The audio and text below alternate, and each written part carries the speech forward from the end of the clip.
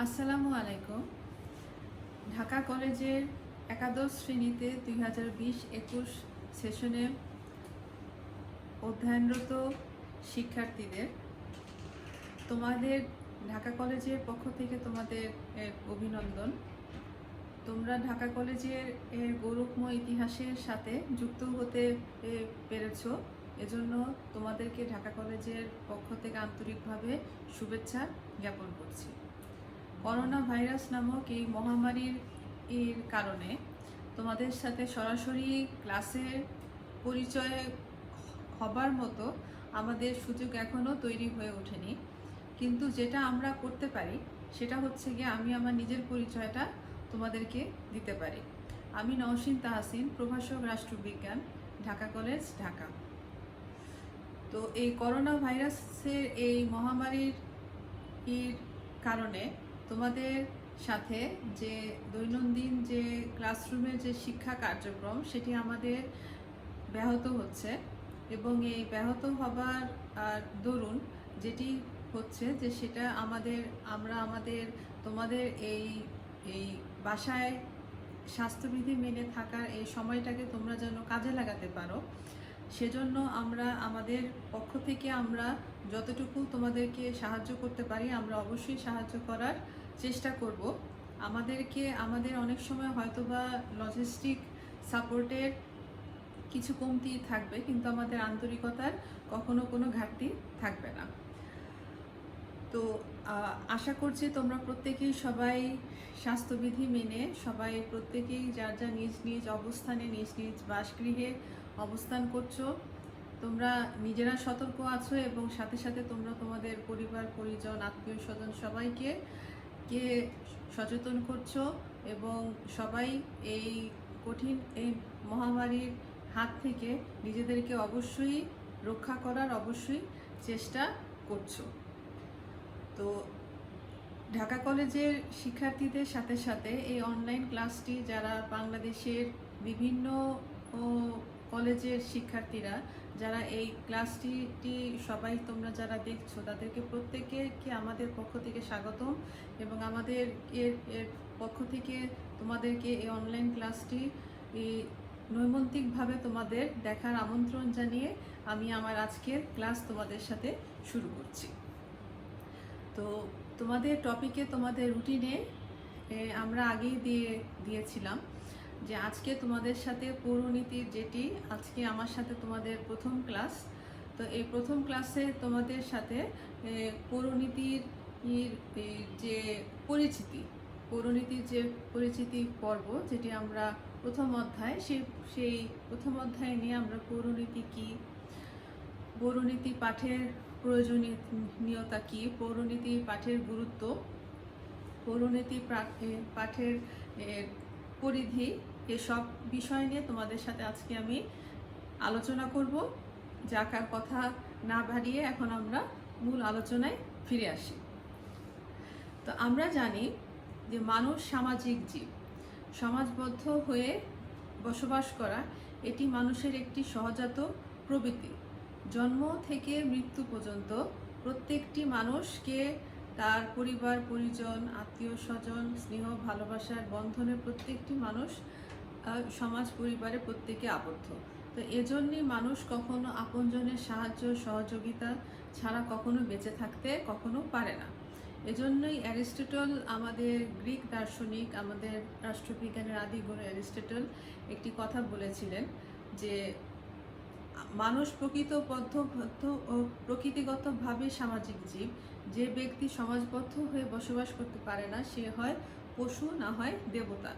তো এই সমাজবদ্ধভাবে মানুষের যে বসবাস করার যে প্রবৃত্তি বা সমাজবদ্ধভাবে বসবাস করার যে একটি নেচার, এই নেচারের কারণেই কিন্তু মানুষকে স্বাভাবিকভাবেই কিন্তু অনেক ধরনের কিন্তু সংগঠন, সামাজিক, পারিবারিক, রাজনৈতিক, অর্থনৈতিক অনেক ধরনের সংগঠনের সাহায্য সহযোগিতা আসলে গ্রহণ করতে হয়। তো প্রাচীনকালে মানুষ যখন সমাজবদ্ধ হয়ে যখন বসবাস করত, যখন তারা শিকার করে তারা তাদের জীবিকা নির্বাহ করত এবং সংঘবদ্ধভাবে যখন তারা বসবাস করা শুরু করেছিল, এই সূচনা পর্বের শুরু করার পর থেকে বিজ্ঞানের যতই অভূতপূর্ণ বা অন্য আবির্ভাব ঘটুক না কেন, মানুষের যতই চিন্তা চেতনা বৈজ্ঞানিকভাবে মানুষ যতই অগ্রগতি সাধন করুক না কেন, কিন্তু মানুষের মধ্যে এখনও কিন্তু যেটি এই সমাজবদ্ধ হয়ে বসবাস করার যে প্রবৃত্তি বা নেচার, এটি কিন্তু এখনও কিন্তু কমে যায়নি, বরং দিন দিন ভাবে কিন্তু সমাজবদ্ধ হয়ে বসবাস করার যে নেচারটা, সেটি কিন্তু দিন দিন কিন্তু বেড়েই চলছে।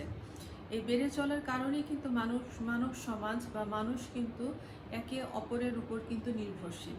আর এই যে নির্ভরশীল, এই নির্ভরশীলতার ধারণা না থেকেই কিন্তু মানুষের মধ্যে কিন্তু অতীতে একজন ব্যক্তি যখন আরেকটি এই সমাজ বা সমাজ ব্যবস্থা মানুষের উপরে যখন সমাজবদ্ধ হয়ে বসবাস যখন করত, তখনই কিন্তু মানুষের কিন্তু এই যে মানুষের সাহায্য সহযোগিতা করার বা কারোর কাছ থেকে সাহায্য সহযোগিতা নেওয়ার যে প্রবণতা, এই প্রবণতার কারণেই কিন্তু তাকে কিন্তু সংগঠনের প্রয়োজনীয়তা কিন্তু দেখা দিয়ে থাকে। এবং মানব সমাজের যে আদি সময় থেকে শুরু করে এখন পর্যন্ত মানুষকে কিন্তু কিছু নিয়ম কানুন রীতিনীতি আনুষ্ঠানিকতা এগুলো কিন্তু বিভিন্ন ধাপ অতিক্রম করে কিন্তু মানুষকে কিন্তু সমাজে বসবাস করতে হয়। এবং এই যে আসলে জ্ঞানের যে শাখায় মানুষের নাগরিক জীবনের যে সকল প্রয়োজনীয়তা, যেগুলো প্রয়োজন এবং আনুষ্ঠানিকতা রীতিনীতি মেনে চলার বা নাগরিক সমাজে বসবাস করতে হলে মানুষের যে সকল সুযোগ সুবিধা পাওয়ার প্রয়োজনীয়তা আছে, সেই প্রয়োজনীয়তার ধারণা থেকেই কিন্তু পৌরনীতি বা সিভিক্স শব্দটি কিন্তু এসেছে। এবং নাগরিক জীবনের আনুষঙ্গিক ব্যক্তি সমাজ রাষ্ট্র থেকে সমাজে বসবাসরত নাগরিক জনসাধারণ যে সকল সুযোগ সুবিধা বা যে সকল আনুষঙ্গিক যে সকল ধারণা, যেগুলো নাগরিক সমাজের সাথে সংশ্লিষ্ট সকল বিষয়াবলীর সাথে নাগরিক সমাজের যে একটি মিলবন্ধন, সেটিকেই আসলে সাধারণভাবে কিন্তু পৌরনীতি বলা হয়। এজন্যই পৌরনীতিকে অনেক সময় বলা হয় নাগরিকতা বিষয়ক বিজ্ঞান। পৌরনীতি ও সুশাসন হচ্ছে গিয়ে সামাজিক বিজ্ঞানের বিশেষ একটি রূপ। তো নাগরিকতার সাথে জড়িত বা নগর জীবনের আনুষঙ্গিক সুযোগ সুবিধা রীতিনীতি প্রতিষ্ঠান এগুলোর সাথে নগরের মানুষের জীবনযাত্রা যে একটি মিলবন্ধন, সেই মিলবন্ধনের একটি ধারণা থেকে কিন্তু সর্বপ্রথম কিন্তু পৌরনীতি শব্দটির কিন্তু আমরা উদ্ভব বা আমরা উৎপত্তি কিন্তু দেখে থাকি। তো পৌরনীতির যে ধারণা, আমরা জানি যে ইংরেজি সিভিক্স শব্দটির বাংলা প্রতিশব্দ হচ্ছে পৌরনীতি। পৌরনীতি শব্দটি এসেছে ল্যাটিন শব্দ থেকে সিভিস এবং সিভিটাস। এর অর্থ হচ্ছে নাগরিক ও নগর রাষ্ট্র। তো নাগরিক ও নগর রাষ্ট্রের সাথে সংশ্লিষ্ট অথবা নাগরিকদের আচরণ আচার ব্যবহার রীতিনীতি ইত্যাদির সাথে জড়িত তো যে বিজ্ঞান, তাকে আমরা সাধারণভাবে বলে থাকি হচ্ছে পৌরনীতি। তো প্রাচীন ভারতবর্ষে এবং গ্রিসে মূলত সর্বপ্রথম নাগরিকদের অধিকার, কর্তব্য, দায় দায়িত্ব ইত্যাদি সম্পর্কিত আলোচনা করা হয়ে থাকে। সংস্কৃত ভাষায় নগরকে পুর বা পুরী এবং নগরের অধিবাসীদের বলা হতো তো তখন পুরবাসী। তো এজন্যেই নগরের অপর নাম আমরা জানি হচ্ছে গিয়ে পৌরজীবন, অর্থাৎ পৌর জীবনের সাথে সংশ্লিষ্ট বিষয়াবলীকে আমরা বলে থাকি পৌরনীতি। তো সংস্কৃত ভাষায় নগরকে বলা হতো সেই সময় পুর বা পুরী এবং নগরের যারা অধিবাসী ছিল তাদেরকে বলা হতো পুরবাসী। এই পুরবাসীর এই ধারণা থেকেই কিন্তু সর্বপ্রথম আমরা পৌরনীতির ধারণা কিন্তু উদ্ভব পেয়ে থাকি। তো প্রাচীন গ্রিসে সেই সময় প্রাচীনকালে আমরা দেখে থাকি হচ্ছে গিয়ে এক একটি নগরকে এক একটি ছিল নগর রাষ্ট্র, এবং সেই নগর রাষ্ট্রের আয়তন এবং লোক সংখ্যা উভয়ই ছিল খুব সীমিত। প্রাচীন গ্রিসের এথেন্স, স্পার্টা প্রভৃতি আমরা নগর রাষ্ট্রের উদাহরণ আমরা দেখতে পাই, এবং নগর রাষ্ট্রের মধ্যে তারা শুধু রাজনৈতিক এবং বিষয়াদি নিয়ে সে সময় আলোচনা করা হতো, এবং এবং সে সময় যেটি দেখা যেত যে যারা আসলে শাসন কার্যের সাথে সরাসরিভাবে যুক্ত ছিল তাদেরকেই কিন্তু সমাজের কিন্তু নাগরিক বলা হতো।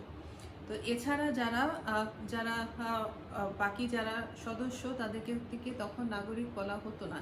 এবং এই যে যারা এই নগর সমাজের বা শাসন কার্যের সাথে সরাসরি যুক্ত ব্যক্তিদের, যারা নাকি এই নাগরিকদের অধিকার, কর্তব্য ও এই সকল যে বিষয়াদি ছিল, যে রাষ্ট্রের অধিকার, নাগরিকদের অধিকার, কর্তব্য, দায়িত্ব, এগুলো পুরোপুরিভাবে রাষ্ট্রের শাসকগণই একমাত্র শুধু ভোগ করত। তো এই ধারণা থেকে সর্বপ্রথম কিন্তু নাগরিক ধারণার কিন্তু উদ্ভব হয়, এবং সুতরাং আমরা বলতে পারি যে সে সময় পৌরনীতির যে আলোচনার যে বিষয়বস্তু যেটি ছিল সেটির আসলে ক্ষেত্রটা ছিল খুব সীমিত। কিন্তু বর্তমানে পৌরনীতির আমরা যদি আলোচনা করতে চাই তাহলে আমরা দেখব যে আসলে শব্দগত অর্থে পৌরনীতিকে আলোচনা করা যায় না, কারণ এথেন্স ও স্পার্টার মতো নগর রাষ্ট্র কেন্দ্রিক যে সমাজ ব্যবস্থা সেটি এখন আর বর্তমানে নেই। এখন বর্তমানে যে সমাজ ব্যবস্থা আমরা দেখে থাকি সেটি হচ্ছে গিয়ে জাতি রাষ্ট্র বা নগর রাষ্ট্র, যেখানে আমরা দেখি যে প্রাচীন গ্রিসের মতো এখন আর সীমিত সংখ্যক লোক আর সীমিত সীমারেখা নিয়ে কিন্তু রাষ্ট্র এখন আর গঠিত হয় না। এখন বর্তমানে জাতিরাষ্ট্র গঠিত হচ্ছে, এবং জাতিরাষ্ট্রের আয়তন এবং লোক সংখ্যা তাকে অনেক বিশাল। তো এই বিশাল আয়তনের জনগোষ্ঠীটির জন্য একজন শাসকবর্গ থাকে, এবং ওই শাসকবর্গ তার রাষ্ট্রের জনসাধারণদের নাগরিক সমাজের যাবতীয় সুযোগ সুবিধা তারা প্রদান করে থাকে। নাগরিক অধিকার, কর্তব্য, দায়িত্ব, মানবাধিকার, মৌলিক অধিকার, আইনের শাসন, এ সমস্ত বিষয়াদি এখন জাতিরাষ্ট্রের সাথে অঙ্গাঅঙ্গিভাবে আমরা জড়িত। তো বর্তমানে আসলে নাগরিক বলতে আমরা সেই ব্যক্তিকে আমরা বুঝে থাকি যারা একটি নির্দিষ্ট স্থানে স্থায়ীভাবে বসবাস করেন, রাষ্ট্রের প্রতি যারা আনুগত্য প্রদর্শন করেন, রাষ্ট্রের প্রতি যারা দায়িত্ব পালন করেন, এবং রাষ্ট্র স্বীকৃত সামাজিক, অর্থনৈতিক এবং রাজনৈতিক সকল ক্ষেত্রে যে ব্যক্তি বা ব্যক্তিবর্গ সকল সুযোগ সুবিধা গ্রহণ করেন তাকে আমরা নাগরিক বলে থাকি। এবং একটি জাতি রাষ্ট্রের নাগরিকদের জীবন এবং তাদের যে কার্যাবলীর যে ভিন্নতা সেটি হচ্ছে ব্যাপক। তো আধুনিক অর্থে নাগরিকরা হচ্ছে রাষ্ট্রের সেই জনসাধারণ যারা একটি নির্দিষ্ট স্থানে স্থায়ীভাবে বসবাস করে, রাষ্ট্রের প্রতি আনুগত্য প্রদর্শন করে, রাষ্ট্র কর্তৃক স্বীকৃত যে সকল অধিকারগুলো সেগুলো ভোগ করে, এবং আনুষঙ্গিকভাবে রাষ্ট্রের সার্বভৌমত্ব বজায় রাখার ক্ষেত্রে সরকারকে এবং শাসকবর্গকে তারা সর্বাঙ্গীনভাবে রাষ্ট্র পরিচালনার ক্ষেত্রে সাহায্য সহযোগিতা করে। এই সকল ব্যক্তিবর্গকে আমরা বর্তমানে এখন নাগরিক বলে থাকি। তো আসলে পৌরনীতি হচ্ছে সামাজিক বিজ্ঞানের একটি গুরুত্বপূর্ণ একটি শাখা। তো নাগরিক জীবনের সাথে সম্পর্কিত বা নাগরিক জীবনের সাথে সম্পর্কিত স্থানীয়, জাতীয়, আন্তর্জাতিক পর্যায়ে জ্ঞানের যে শাখা আলোচনা করে তাকে আমরা সাধারণভাবে বলতে পারি হচ্ছে পৌরনীতি। তো পৌরনীতি নাগরিক জীবনের অধিকার, কর্তব্য, দায়িত্ব, মানুষের কার্যাবলী, অভ্যাস, রীতিনীতি, রাষ্ট্র এবং রাষ্ট্রের অন্যান্য যে সকল সামাজিক প্রতিষ্ঠানসমূহ আছে সেগুলোর যথাযথভাবে পরিচালনা, এই সকল বিষয় নিয়েই কিন্তু পৌরনীতির মূল আলোচনার বিষয়বস্তু। তো পৌরনীতির যে একটি পরিধি এবং বিষয়বস্তু আমরা এতক্ষণ কিছুটা আমরা দেখলাম যে আসলে পৌরনীতির আলোচনার ক্ষেত্র এবং বিষয়বস্তু কিন্তু মূলত অনেক ব্যাপক। তো নাগরিকগণ সামাজিক এবং রাজনৈতিকভাবে পৌরনীতি এবং সুশাসনের আলোচনার হচ্ছে গিয়ে মূল আলোচনার বিষয়। যে পৌরনীতির যেহেতু ক্ষেত্রটা অনেক ব্যাপক, তাই পৌরনীতির যদি আমরা এখন পরিধি এবং তার তার তার বিষয়বস্তু আলোচনা করতে যাই তাহলে আমরা দেখব যে পৌরনীতির যে একটি ধারণা, সেটি নাগরিক জীবনের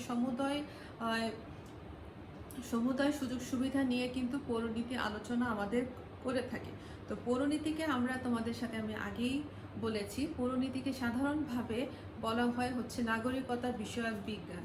কারণ পৌরনীতি নাগরিক জীবনের অধিকার, কর্তব্য, দায়িত্ব, মানবাধিকার, সুনাগরিকতা, একটি রাষ্ট্রের নাগরিক হবার জন্য কী কী গুণাবলী প্রয়োজন, আবশ্যিকতা, তাদের নাগরিকদের অধিকার, কর্তব্য, মানবাধিকার, এই সকল বিষয় নাগরিকের সমস্ত গুণ নিয়ে পৌরনীতি আলোচনা করে থাকে।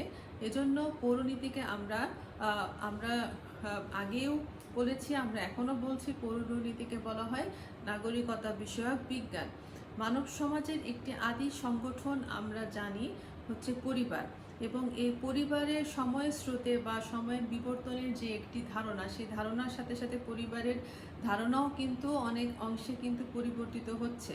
তো পরিবর্তিত হয়ে কিন্তু গড়ে উঠেছে সমাজ এবং রাষ্ট্র এবং অন্যান্য প্রতিষ্ঠানকে কেন্দ্র করে। তাই পৌরনীতির এবং সুশাসনের প্রকৃতি বা পরিধি আমরা যদি আলোচনা করতে চাই, তাহলে নাগরিক জীবনের অবশ্যই অতীত, বর্তমান, ভবিষ্যৎ এই সকল বিষয়কে আমাদের সামনে আনতে হবে। কারণ সামাজিক পরিবর্তনের যে প্রকৃতি এবং পরিধি বা রাজনৈতিক প্রতিষ্ঠানসমূহ পালন করার যে বাধ্যবাধকতা, সেটি কিন্তু একটি মানুষ কিন্তু সর্বপ্রথম কিন্তু তার নিজের পরিবারেই কিন্তু শিখে থাকে। কারণ পরিবারই হচ্ছে একটি শিশুর বা একজন ব্যক্তির কিন্তু প্রধান কিন্তু শিক্ষার স্থান। তো পরিবার থেকে একজন শিশু বা একটি শিশু ও নাগরিক, সুনাগরিক এবং রাজনৈতিক বিষয়াদি, রাজনৈতিক প্রতিষ্ঠানসমূহ সম্পর্কে সর্বপ্রথম ধারণা পেয়ে থাকে। তো এজন্য আমরা বলতে পারি যে মানব সভ্যতার আদি সংগঠন হিসেবে পরিবার হচ্ছে গিয়ে পৌরনীতির একটি পরিধি বা বিষয়বস্তুর একটি আওতাভুক্ত একটি বিষয়। পৌরনীতি আমাদের রাজনৈতিক প্রতিষ্ঠানসমূহ সম্পর্ক নিয়ে আলোচনা করে। যেমন আমরা দেখি যে রাজনৈতিক দল ব্যবস্থা, রাজনৈতিক দল, সরকারের গঠন, সরকারের প্রকৃতি, সরকারের ক্ষমতা বন্টন, সরকারের গঠন পদ্ধতি, সরকারের বিভিন্ন অঙ্গ সংগঠন, নির্বাচক মণ্ডলী, রাজনৈতিক দল, জনমত, রাজনৈতিক প্রতিষ্ঠান বা সরকার বা সরকারের যে প্রতিষ্ঠানসমূহ তাদের অঙ্গ সংগঠনগুলো কিভাবে পরিচালনা করবে, সেই বিষয়টি কিন্তু আমাদের পৌরনীতি কিন্তু আমাদের শিক্ষা দিয়ে থাকে। এছাড়া নাগরিকদের অতীত, বর্তমান, ভবিষ্যৎ এই সকল কিছু নিয়ে কিন্তু পৌরনীতি আলোচনা করে। নাগরিকরা পূর্বে কেমন ছিল, বর্তমানে তাদের সামাজিক এবং রাজনৈতিক অবস্থা কি, ভবিষ্যতে বা সরকার পরিবর্তনের পর তাদের রাজনৈতিক জীবনে কি কি পরিবর্তন সাধিত হবে বা নাগরিকদের ভবিষ্যতের রূপটা কীরকম হবে, এটি পৌরনীতি আমাদের আলোচনা করে থাকে। এছাড়া আমরা দেখি পৌরনীতি আমাদের বিভিন্ন রকমের জাতীয় এবং বিষয়াদি নিয়ে আলোচনা করে থাকে। যেমন আমরা দেখি যে জাতীয় স্বাধীনতা, ঠিক আছে, এরপরে হচ্ছে কি রাজনৈতিক ক্ষেত্রে নেতার অবদান, নেতার গুণাবলী, বিভিন্ন রকমের জাতীয় স্বাধীনতার মূলক আন্দোলন, বিভিন্ন শাসনতান্ত্রিক সমস্যা, দেশের যে কোনো ধরনের শাসনতান্ত্রিক সমস্যা থেকে উত্তরণের ঘটানোর যে প্রক্রিয়া, এই সকল বিষয়সমূহ নিয়ে আমাদের পৌরনীতি আলোচনা করে। এছাড়া আমরা পৌরনীতি আমাদের আন্তর্জাতিক বিষয়াদি নিয়ে আলোচনা করে থাকে। যেমন একটি দেশ তার সার্বভৌমত্ব ও একটি স্বাধীন সার্বভৌম রাষ্ট্র, তাকে অন্যান্য রাষ্ট্রের সাথে তাকে আন্তর্জাতিকভাবে সম্পর্ক তৈরি করে তাকে বসবাস করতে হয় এবং রাষ্ট্রসমূহ, স্বাধীন এবং সার্বভৌম রাষ্ট্রসমূহের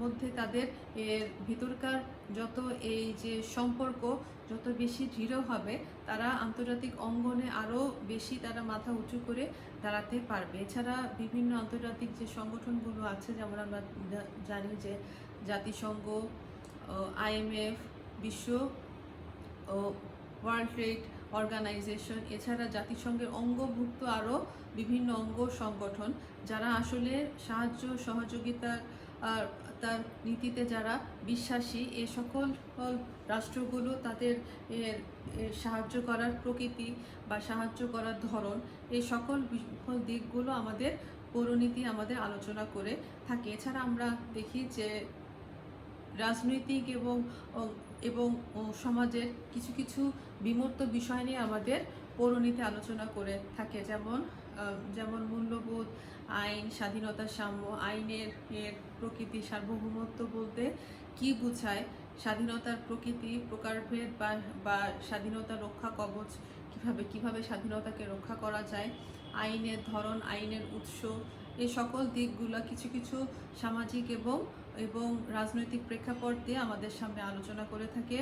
নাগরিকদের স্থানীয় দিকগুলো নিয়ে আলোচনা করে থাকে, যেমন ইউনিয়ন পরিষদ, জেলা পরিষদ, উপজেলা পরিষদ, এই বিষয়গুলো নিয়ে। এছাড়া আমরা দেখি শহরাঞ্চলের যে সিটি কর্পোরেশন, তাদের কর্মকাণ্ড, তাদের কাজের পরিধি, এই সকল দিকগুলো নিয়ে আমাদের পৌরনীতি আমাদের আলোচনা করে থাকে। তো এই ক্ষেত্র থেকে আমরা বুঝতে পারি যে আসলে পৌরনীতির আলোচনার ক্ষেত্র বা ব্যাপ্তি আসলে অনেক বড়, এবং এর আলোচনার ব্যাপ্তি যেহেতু বড়, তাই আমাদের একটা জিনিসকে অবশ্যই মাথায় রাখতে হবে যে আমাদের পৌরনীতি পাঠের, তো এজন্য প্রয়োজনীয়তাটাও আমরা দেখি অনেক বেশি ব্যাপক।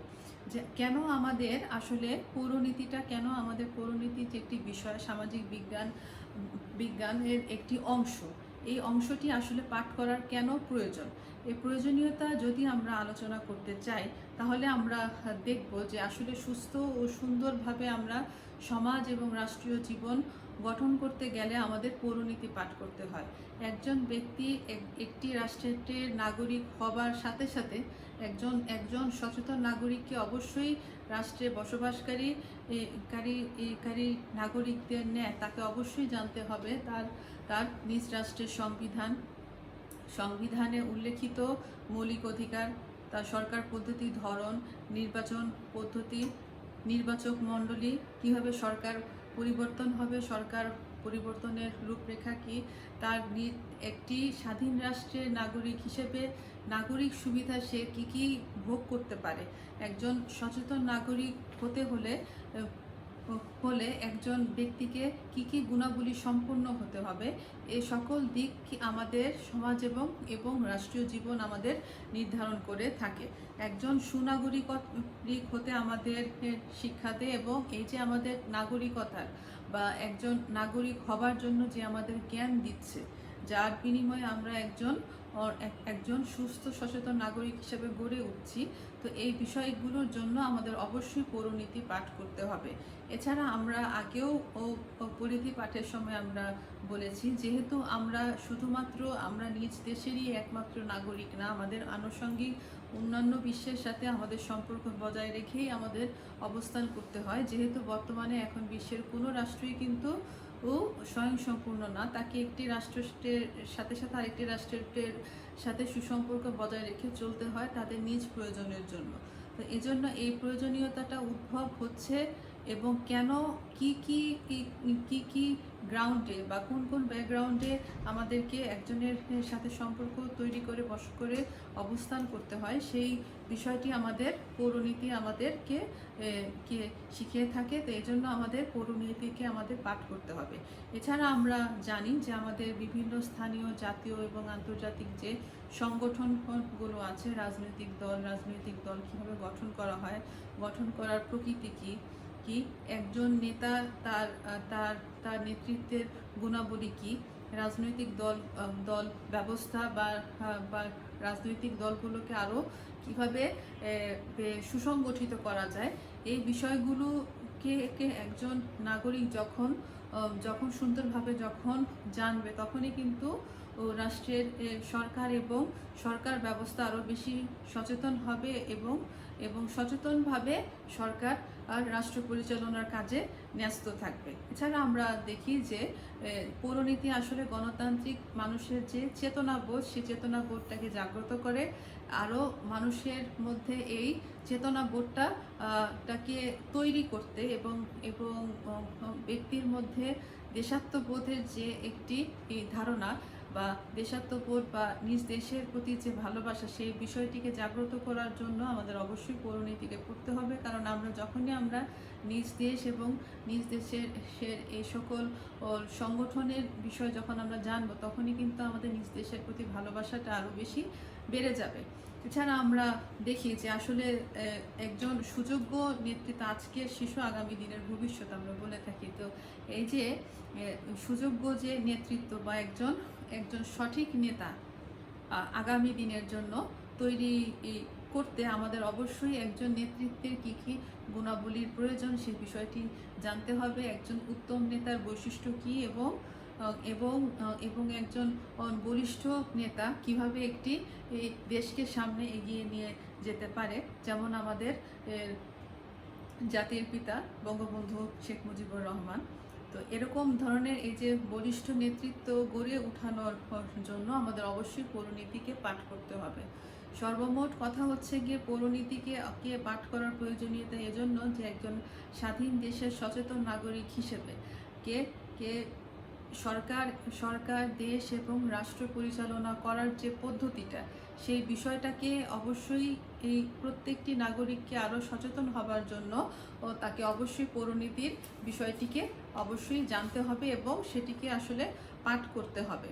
তো এজন্য পৌরনীতির যে পাঠের যে আমরা গুরুত্ব আমরা যদি এখন দেখে থাকি কি যে আসলে ইম্পর্টেন্সটা কী, কেন আমাদের পৌরনীতি এবং সুশাসন পাঠের আমাদের গুরুত্ব আমরা দেখে থাকি। তো আমরা দেখি যে আসলে আমাদের নিজ দেশের প্রতি ভালোবাসাটাকে বৃদ্ধি করবার জন্য প্রত্যেকটি দেশ তার নিজের মাতৃভূমি, তাদের প্রতি যে মমত্ববোধ, ভালোবাসা, সেই বিষয়টিকে আরও বেশি গাঢ় করার জন্য, আরও বেশি তৈরি করার জন্য আমাদের অবশ্যই পৌরনীতির আমাদের গুরুত্ব আছে। আমাদের রাজনৈতিকভাবে সচেতন হতে সাহায্য করে একজন সচেতন নাগরিক হিসেবে গড়ে তুলতে সাহায্য করে। আমরা পৌরনীতি পাঠ করলে আমরা রাষ্ট্রের সুশাসন সম্পর্কে জানতে পারবো।